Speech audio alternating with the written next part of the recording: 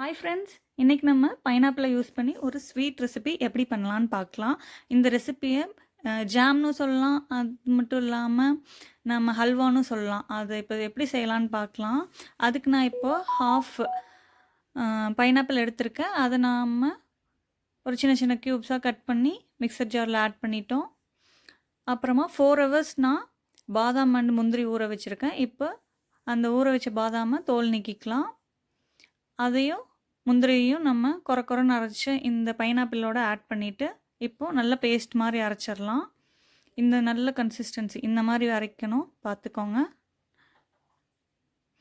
அதுக்கப்புறமா ஒரு வடைச்சட்டி வச்சுட்டு அதில் பசு நெய் தான் ஆட் பண்ணியிருக்கேன். நல்லா தாராளமாக 2-3 ஸ்பூன் விட்டுருக்கேன்.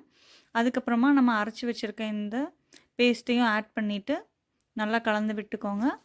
அதுக்கப்புறமா சைட் பை சைடு கொஞ்சமாக க்ரன்ச்சியாக இருக்கிறதுக்காக பாதாமும் முந்திரியும் நான் கட் பண்ணி வச்சுருக்கேன். இந்தளவுக்கு 1-2 கட் பண்ணிக்கோங்க.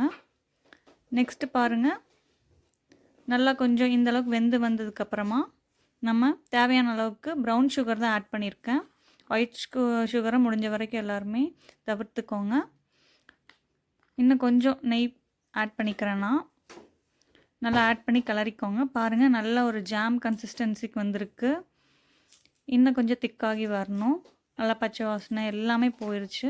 அதுக்கப்புறமா பாருங்கள், நல்லா ஒரு 2 ஸ்பூன் கீ விட்டுருக்கேன். அதில் முந்திரியின் திராட்சையை நல்லா தாளித்து நல்லா இந்த கலவையில் கொட்டிட்டு கிளறிக்கோங்க. பாருங்கள், நல்ல ஒரு அல்வா கன்சிஸ்டன்சி இல்லைனா ஜாம், ரெண்டில் எது வேணாலும் சொல்லலாம். ரொம்பவே டேஸ்டியாக இருக்கும். நம்ம வளர்கிற குழந்தைகளுக்கு கொடுக்கலாம். அது மட்டும் இல்லாமல் ப்ரெட்டில் வழக்கமாக நம்ம ஜாம் அப்ளை பண்ணுற மாதிரி அப்ளை பண்ணிவிட்டு குழந்தைகளுக்கு சாப்பிட கொடுக்கலாம். அது மட்டும் இல்லாமல் சப்பாத்தியில் ரோல் பண்ணி கொடுக்கலாம். ரொம்பவே டேஸ்டியாக இருக்கும். கண்டிப்பாக ட்ரை பண்ணி பாருங்கள். பார்க்கவே அவ்வளோ சூப்பராக இருக்குன்னு. தேங்க்யூ ஃபார் வாட்சிங். அண்ட் ஒன் மோர் திங், நம்ம இதை ஏர்டைட் கண்டெய்னரில் வச்சுட்டு 1 வீக் வரைக்கும் நம்ம வெளியிலே வைக்கலாம். ஒன்றுமே ஆகாது. யூஸ் பண்ணி பாருங்கள். தேங்க்யூ.